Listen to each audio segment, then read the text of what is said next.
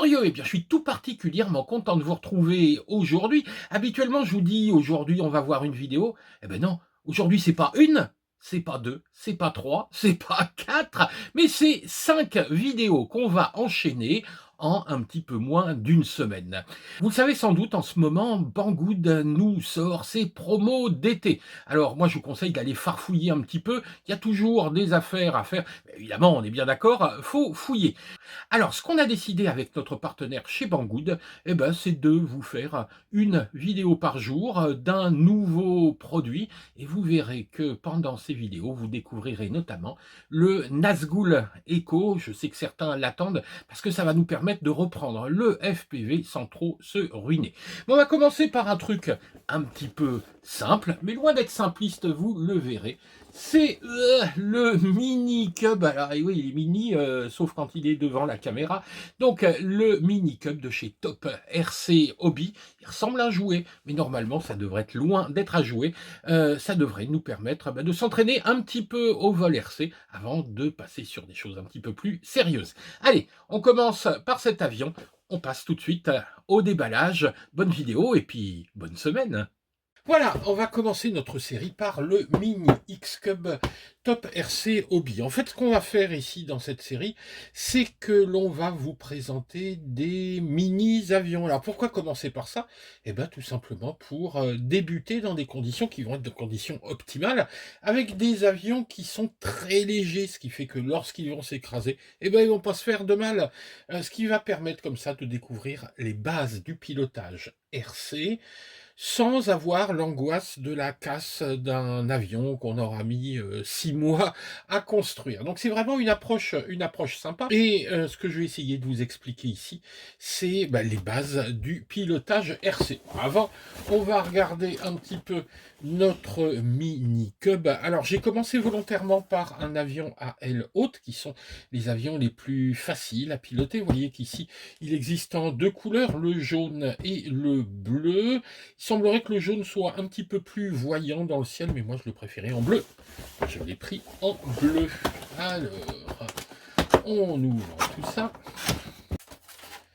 Voilà, donc un certain nombre de choses dans une boîte en polystyrène qui protège bien et qui a 2 côtés. On aura la radio comme d'habitude de l'autre côté. Donc on va découvrir ça tranquillement ensemble, les différentes pièces qu'on obtient, le train d'atterrissage évidemment, ici une hélice de rechange avec un système là aussi spécial débutant, je ne sais pas si on va le voir, un système d'accroche, ce qui fait que lorsque l'avion tape au sol, eh ben, l'hélice se détache, évidemment faut pas la perdre, mais en tout cas elle ne se casse pas. C'est un système super sympa quand on commence. Ensuite, alors, ah bah tiens, ça c'est pas commun. Et il file les piles de la radio, ça c'est bien.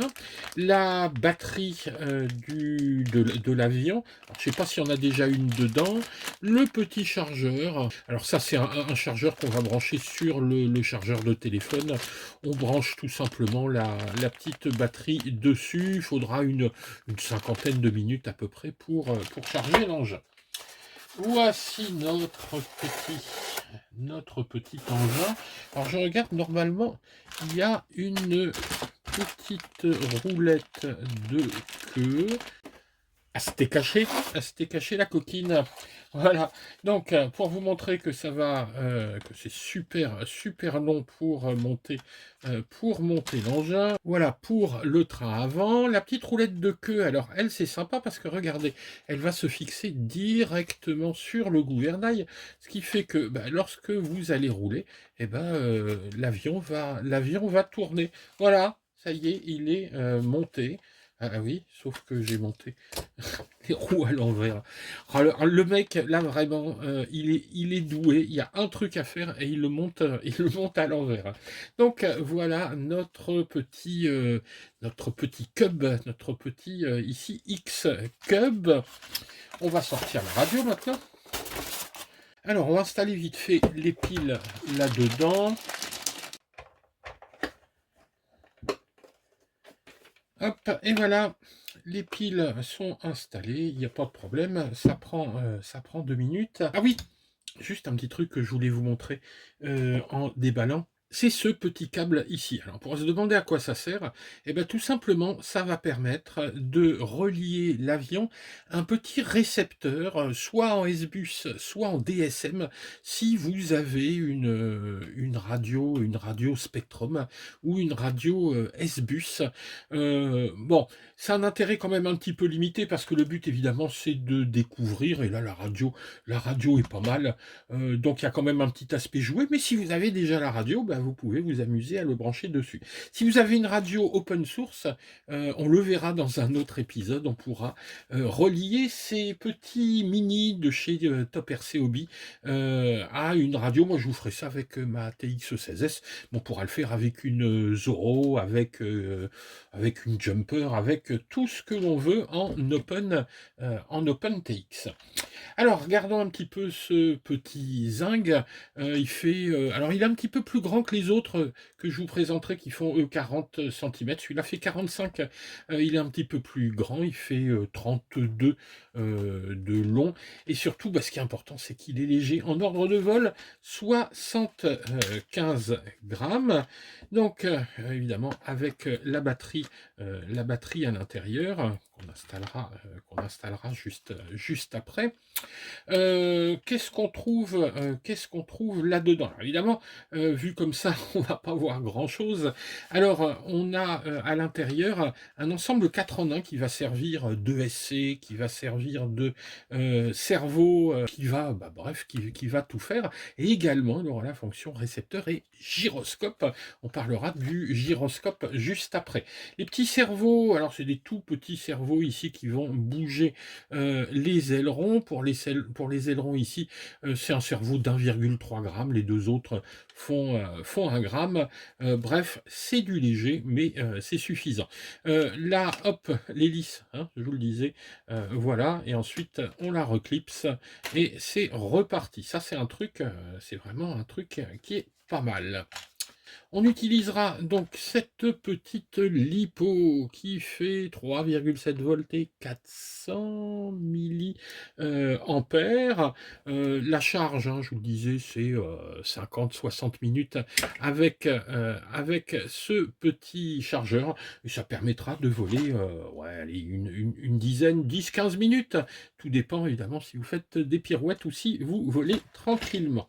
Alors, écoutez, on va allumer ça et puis on va voir un petit peu comment ça fonctionne, comment tout ça bouge. Hop, je vais mettre la batterie dedans. Si j'y arrive, parce que alors dans ces trucs-là, il y a toujours un sens. Hop, donc là, ça doit être vers l'arrière, j'imagine. Bon, en fait, finalement, c'est pas sur le côté. La batterie s'insère comme ça à la verticale. Donc voilà, l'avion est allumé. On va allumer, hop, la radio. Tac, tac. Donc voilà, ici, vous voyez, hop, le moteur fonctionne.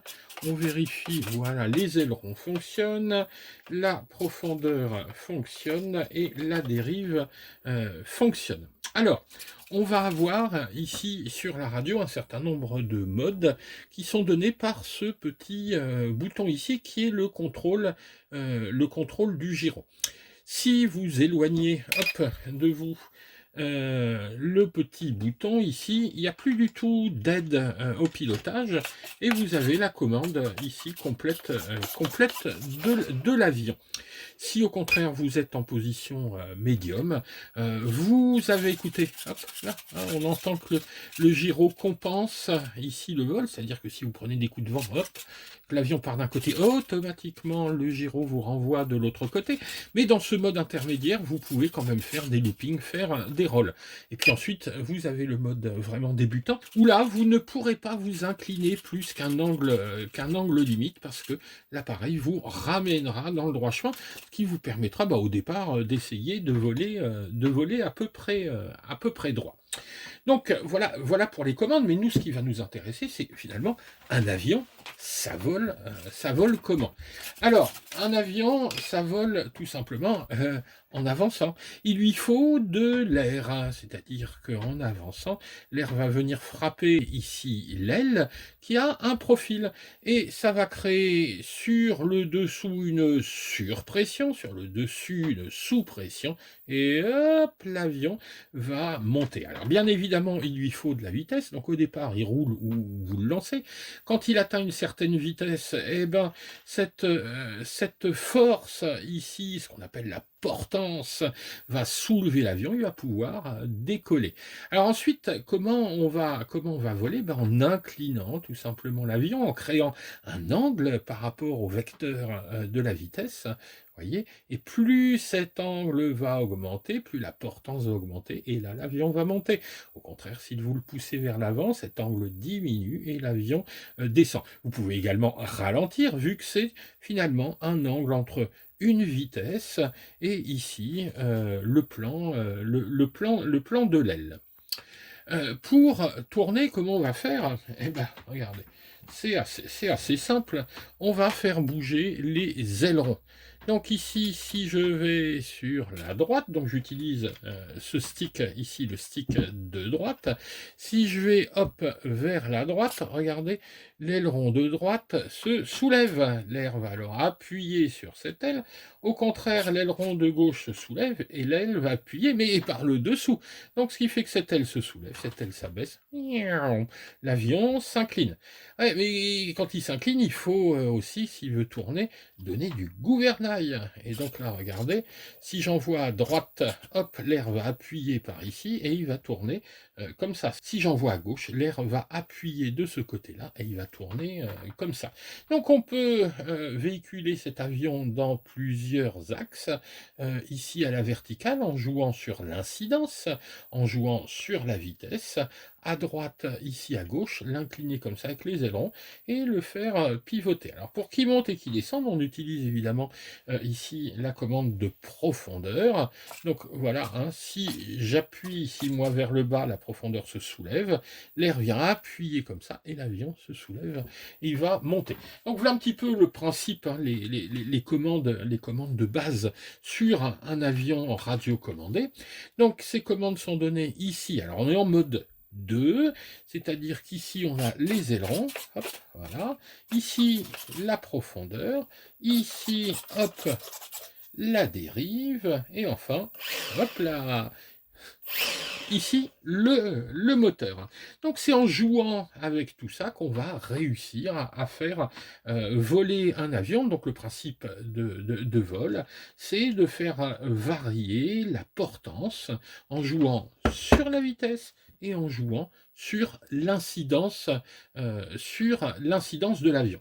Alors évidemment, il y a un moment, si je donne trop d'incidence, ben, l'avion il a plus de portance et bouf, on dit qu'il décroche. Pareil, si j'ai plus de vitesse, à un moment, bouf, il va tomber. Il faudra intégrer également la vitesse du vent là-dedans, mais ça, j'en reparlerai pour les décollages dans un autre épisode. On peut parler également, pour terminer, du gyro. Alors, ce petit gyro ici, donc on contrôle là, qu'est-ce que c'est? Ben, c'est tout simplement, ici, quelque chose qui va essayer de redonner l'horizontalité à votre avion. C'est-à-dire qu'écoutez, si je vais d'un côté, hop, vous voyez que si j'ai un petit choc ici, hop, de ce côté-là, cet aileron se soulève. Vous voyez, regardez, il est soulevé là. Et s'il est soulevé, ben, il va ramener l'avion par là. Et pareil, regardez ici, si je vais par là, l'aileron ici se soulève. Il se passera exactement la même chose si je fais des mouvements comme ça. Ici, c'est la dérive. Si je monte, si je descends, eh ben, c'est la profondeur qui va bouger. Et grâce à cela, vous allez toujours voler à l'horizontale. Alors, en mode débutant, ben, quand vous allez vouloir tourner, il va s'incliner, mais il va vous dire, hé, stop, c'est fini, tu n'iras pas plus loin, parce qu'après, tu vas te péter la gueule. Si au contraire, vous commencez à vous sentir un petit peu à l'aise, hein, vous avez, lors de vos premiers vols, bien tout réussi, vous passez en mode intermédiaire, et là, vous allez commencer, on essaiera d'en faire, hein, je vous montrerai ça dans le vol après, on essaiera de faire quelques figures. Et enfin, le dernier mode, mais ça c'est un mode qui fonctionne jamais très bien avec ces radios, moi je vous le déconseille, d'ailleurs moi je vole toujours en mode intermédiaire, c'est suffisamment rigolo comme ça. Si vous voulez voler vraiment en mode manuel, l'idéal c'est évidemment d'utiliser une radio un petit peu plus pro, une radio en open source, hein, avec OpenTX, et là vous pourrez tout régler dessus, les débattements, l'expo, etc. Donc ça c'est des mots que vous arriverez à découvrir au fur et à mesure. Donc ces petits engins sont des engins intéressants pour apprendre à voler tout seul, parce que malheureusement on n'a pas toujours un club à proximité de chez soi. Si vous voulez vraiment vous y mettre, allez dans un club. Mais si vous n'avez pas de club, hein, ce type de petit avion, ces petits mini sont vraiment pas mal. J'ai oublié le moteur, hein, c'est un petit moteur 1020, c'est un coreless, alors ça veut dire que c'est un Brocht. Bon, ça vaut ce que ça vaut, c'est pas ultra puissant, mais pour un avion de 75 grammes, ce sera bien suffisant. Oh, puis j'allais oublier, regardez, on a le petit bouton Aerobatics.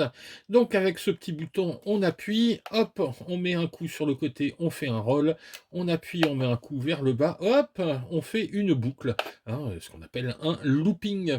Donc voilà pour la découverte de notre petit cub, moi je trouve quand même super joli. Puis la radio, moi c'est une bonne surprise. Elle est vraiment pas mal. Avant de partir, je regarde quand même la notice parce que je voudrais savoir s'ils expliquent là-dedans comment se connecter avec une radio. Voilà, avec une radio OpenTX. Donc là, on a les protocoles. Ouais, bah ça devrait le faire. Ça, de toute façon, dans un autre épisode, hein, je vous montrerai comment se connecter avec une radio OpenTX. Et puis, si vous avez une radio en DSM, une Spectrum, vous pouvez utiliser ce petit câble et un micro-récepteur. Par contre, j'ai pas regardé comment on ouvrait ça. Il y a une petite trappe ici, donc j'imagine que c'est par là. Ouais, j'ai pas envie de le bousiller tout de suite, mais je regarderai ça et puis on en reparlera bientôt. Pour l'instant, ce qui nous intéresse, évidemment, puis vous, hein, vous êtes venus pour ça, c'est pour le voir voler. Et ben écoutez, direction, je sais pas où, hein, parce que ce genre de petits engins, moi j'aime bien les faire voler près de chez moi, je décolle d'une route. Il n'y a pas besoin d'aller sur un terrain d'aéromodélisme pour faire voler les mini de chez Top RC Hobby. Donc voilà pour la vidéo numéro 1. On se retrouve dès demain pour la suite. Je vous dis pas lequel j'ai choisi pour demain. En attendant, on va voler. Allez, à demain. Ciao les gars!